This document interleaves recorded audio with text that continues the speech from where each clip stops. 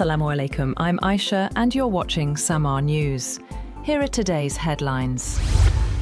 President Donald Trump says Iran could be taken out in one night and that such action could come as early as Tuesday. Speaking to reporters, he warned of intensified strikes targeting power plants and bridges. He also told a briefing at the White House that the Tuesday deadline for Iran to make a deal is final and unlikely to be extended. Regarding Tehran's latest proposal, he said it was significant, but not good enough. Trump warned that US forces would launch broad attacks on Iranian infrastructure if no agreement is reached.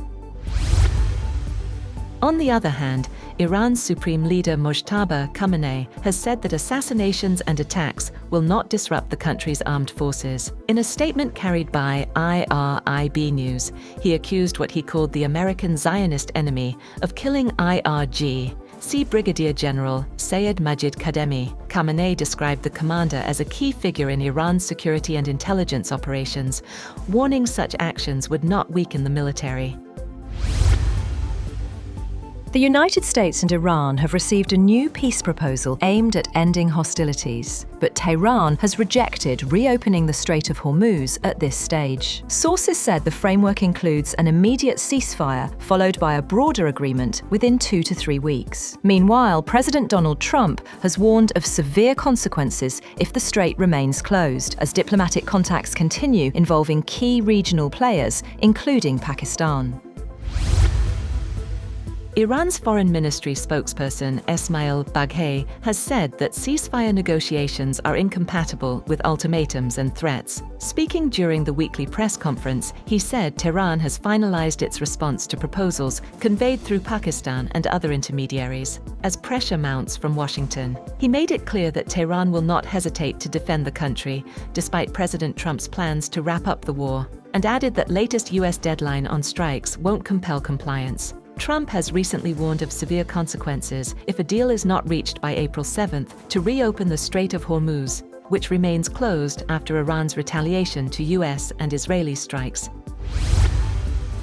Meanwhile, state news agency IRNA says Iran has sent its response to a US proposal for ending the war through Pakistan, rejecting a temporary ceasefire and calling for a permanent end to hostilities. The report says the plan includes 10 clauses covering an end to regional conflict, a protocol for safe passage through the Strait of Hormuz, sanctions relief, and post-war reconstruction.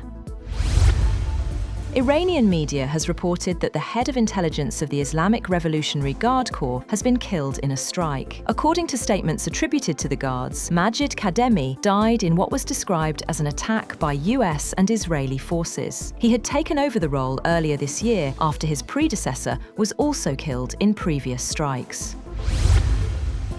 At least 34 people, including 6 children, have been killed in Iran as US and Israeli strikes hit multiple cities and damaged Sharif University, a key scientific institution. Tehran says the attacks targeted civilian areas and infrastructure, with fatalities reported in Baharistan, Qom, and Bandar-e-Lenge. Iran has warned of retaliation, rejecting ceasefire pressure and vowing to respond to any further strikes as the Strait of Hormuz remains effectively closed.